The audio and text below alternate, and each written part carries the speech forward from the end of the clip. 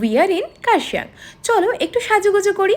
প্রথমে স্কিনের ফাটল সিল করতে ইউজ করো ময়েশ্চারাইজার। চূড়ার সূর্য থেকে বাঁচতে ইউজ করো সানস্ক্রিন।